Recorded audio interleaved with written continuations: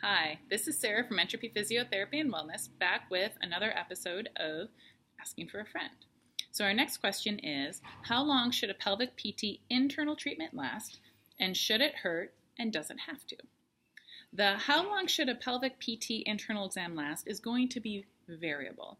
The question is, that I ask people is, what are you trying to accomplish? So manual therapy on the inside of a person or any kind of neuromuscular reeducation, any kind of training, it's being done in a very, very small space with muscles that are going to get tired and positions that perhaps are not the most comfortable to be in for a really long time. So my internal treatments tend to be 5 to 8 minutes long. Some people may go longer. However, we have to really ask, what are we doing in there, and what are we trying to accomplish?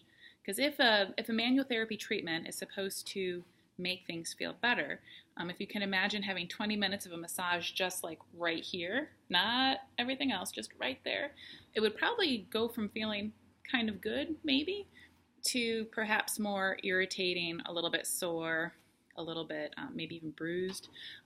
So it should feel good, and honestly, most of what you need to accomplish in such a small area can be done relatively efficiently. And that leads very nicely into, should it hurt and does it have to? The first answer to should it hurt is no. So regardless of if you're coming in for pelvic pain or if you're coming in for more of a functional thing like incontinence, stuff like that, an examination really shouldn't hurt.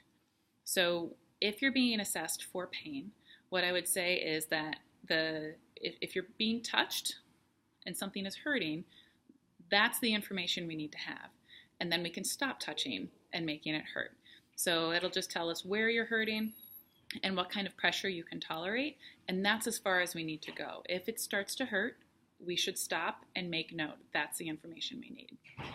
And does it have to hurt? No. So if you're hurting for either treatment or evaluation, please let your practitioner know that it is hurting.